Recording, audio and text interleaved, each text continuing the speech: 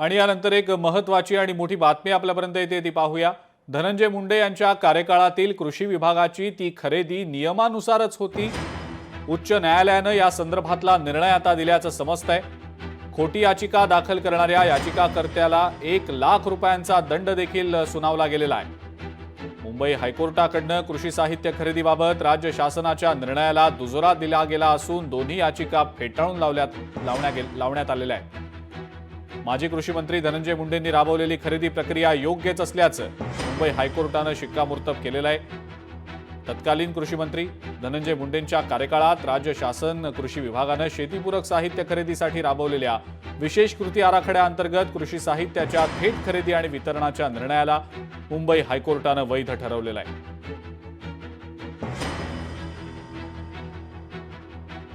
त्यामुळे कृषी विभागाची ती खरेदी नियमानुसारच असल्याचा निर्वाळा आता हायकोर्टाने दिलेला आहे आणि हा एक खूप मोठा दिलासादायक असा निर्णय धनंजय मुंडेंसाठी मानला जातोय। मीनाक्षी म्हात्रे आपल्या प्रतिनिधी आहेत आपल्या सोबत सध्या फोन लाईनवरनं। मीनाक्षी, हायकोर्टाने शासनाचा तो निर्णय, धनंजय मुंडेंचा तो निर्णय योग्य ठरवलेला आहे, वैध ठरवलेला आहे। दिलासादायक ही बातमी धनंजय मुंडेंसाठी, काय नेमकी अपडेट आहे या संदर्भातली?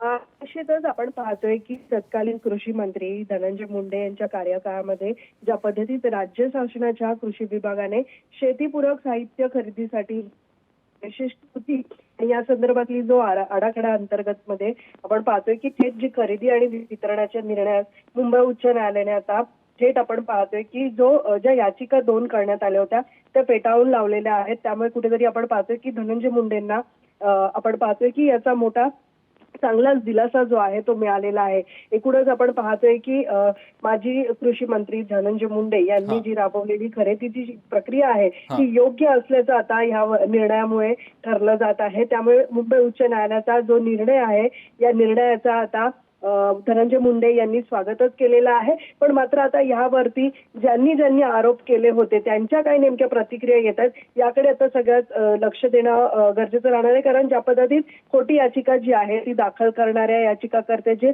कार्य तुषार पडलीगावकर असं जे होतं त्यांच्याकडनं 1 लाखांचं जे दंड आहे ते देखील आता कोर्टाकडून घेतलं जाणार आहे। मात्र एकूणच ज्या पद्धतीत 2 याचिका ज्या आहेत ते या संदर्भामध्ये दाखल करण्यात आल्या होत्या आणि आता हायकोर्टाच्या वतीनं तुषार पडळगीकर यांच्यावरती आता 1 लाखाचा दंड जे आहे ते उच्च न्यायालयाने ठोठावलेला आहे आणि त्यामुळेच आता आपण पाहतोय की उच्च न्यायालयाचा हा निर्णय धनंजय मुंडेंसाठी स्वागतदायकच असलेला आपल्याला पाहायला मिळतो। ठीक आहे मीनाक्षी, धन्यवाद सविस्तर माहिती दिली त्याबद्दल।